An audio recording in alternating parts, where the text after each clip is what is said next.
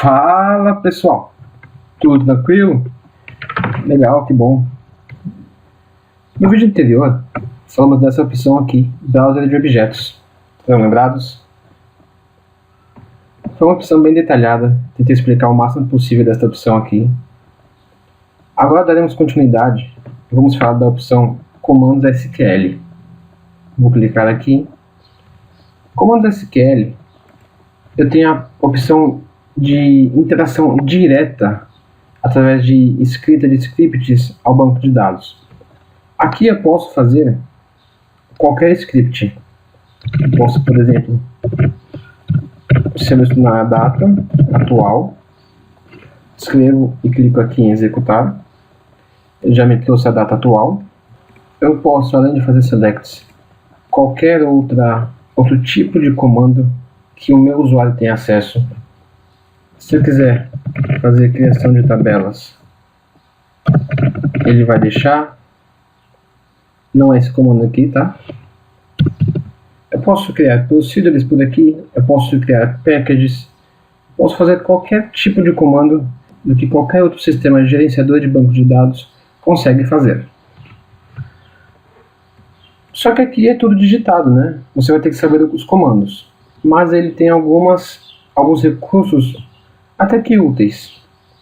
Aqui embaixo na guia, eu tenho a opção de resultados, que vai apresentar o resultado da execução que eu fiz aqui em cima. E o mais legal daqui é essa opção instrução SQL salva.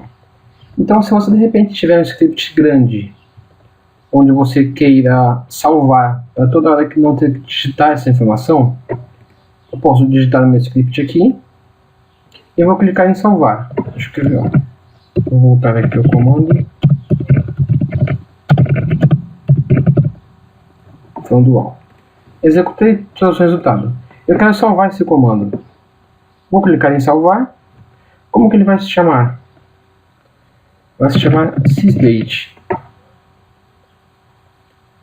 A descrição é para você colocar o que esse script vai trazer. Então ele vai apresentar a data atual. Salvei. Ele veio aqui embaixo da lista. Vamos fazer um teste aqui, ó. Vou voltar ao SQL, comandos SQL. Minha tela veio em branco. Vou pegar aquela informação. Clique em instrução SQL e salva. Qual que é o arquivo? Sysdate ou teste sysdate? Ah, é o sysdate. Por quê? Porque ele vai me apresentar a data atual. Então, eu clico aqui. Ele já carrega a informação do arquivo. Eu posso só executar. E está aqui meu arquivo. Bacana, né? E aqui no histórico, é todo o histórico do que foi feito nesta opção aqui, dentro de um período. Se eu quiser de repente voltar na criação da tabela, vamos pegar aqui, ó. Vamos ver alguma operação que eu fiz. Uma análise da tabela jobs. Se eu executar aqui, através do meu histórico eu consigo reprocessar aquela informação. Essa opção aqui do comando SQL, ela é muito simples, ela não tem muito recurso. Ela cabe a você um conhecimento um pouco maior sobre a parte direta da linguagem SQL. Você vai precisar saber realmente a sintaxe da linguagem SQL para utilizar essa opção aqui. Aí você pode me perguntar, mas Felipe, se eu posso fazer as mesmas operações através da parte de comandos SQL e browser de objetos, qual que é a diferença entre os dois? A diferença ela é muito clara e ela é muito grande. A finalidade delas é a mesma. Eu consigo fazer tudo em uma do que eu consigo fazer na outra. Porém, quando eu utilizo o browser de objetos, ele utiliza um assistente do Apex. Ele te guia passo a passo para tudo o que você precisa fazer para ter o banco de dados íntegro. Vou pegar aqui um exemplo. Quando criamos a tabela teste. Quando nós criamos a tabela teste, lembra quando nós tivemos naquele passo, onde ele perguntou como que eu queria fazer a chave primária, se era através de uma sequência ou não? Nós criamos uma sequência. A sequência, ela é alimentada por uma trigger. Está aqui o código da trigger. Então, quando criamos a tabela e criamos uma nova sequência, o Apex criou uma trigger para toda vez que eu fizer um insert nessa tabela aqui, ele vai buscar o próximo valor na sequência que nós queremos vinculada à tabela. Então, o browser de objetos, ele te guia passo a passo através de um assistente para que você crie todos os objetos possíveis para ter um banco de dados íntegro e correto. Já pelo comando SQL, você pode fazer essa criação também, só que tem que ser passo a passo. Eu tenho que primeiro criar a tabela. Eu já posso criar a tabela com as chaves primárias ou não. Eu posso, depois, se quiser, eu posso alterar a tabela para colocar as chaves primárias, as constraints. Depois eu poderia criar a sequência.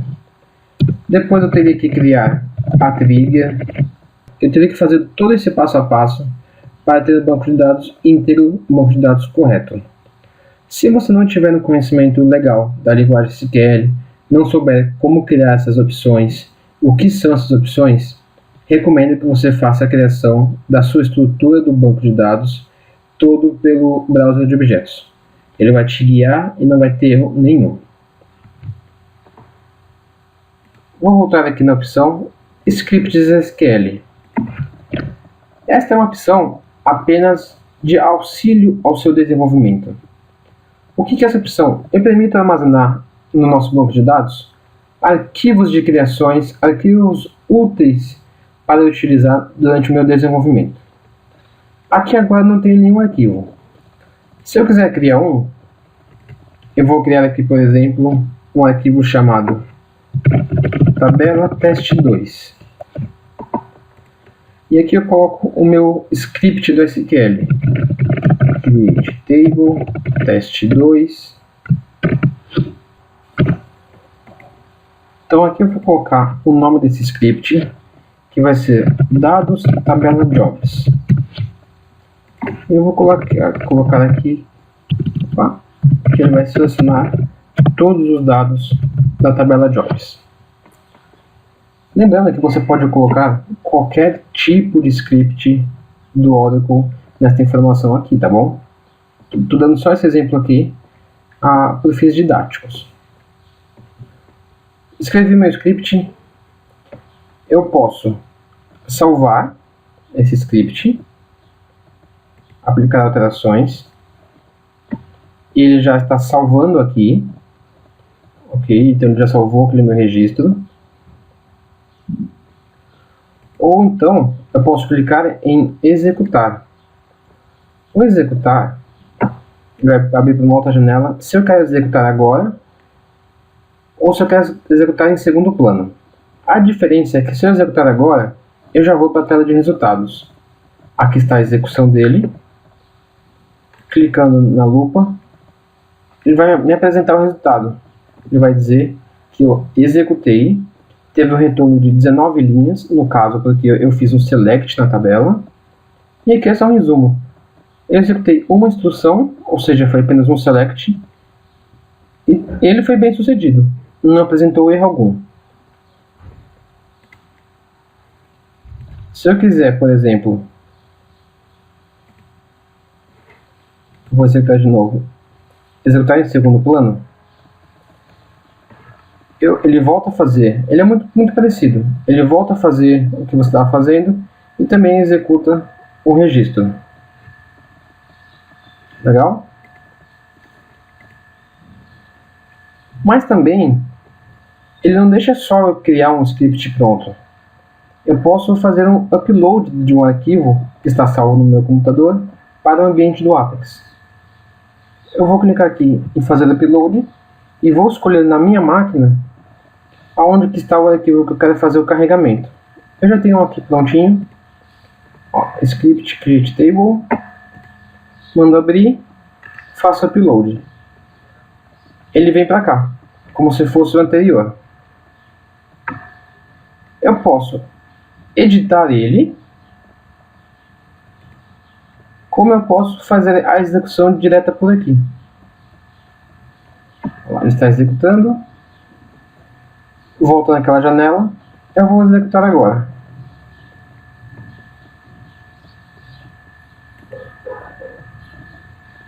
Ele deu um erro aqui porque eu provavelmente esqueci alguma sintaxe do arquivo. Eu escrevi errado o script. Vamos ver se eu acho que está errado. Aqui está errado. Escrevi errado o varchar. Vou executar.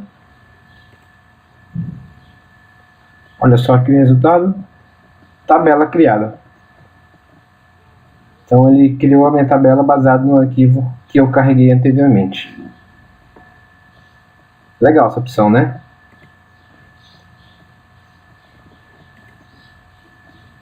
Aqui então é basicamente isso que você pode fazer. Ele é apenas uma opção de auxílio ao seu desenvolvimento. Vou voltar para a tela anterior.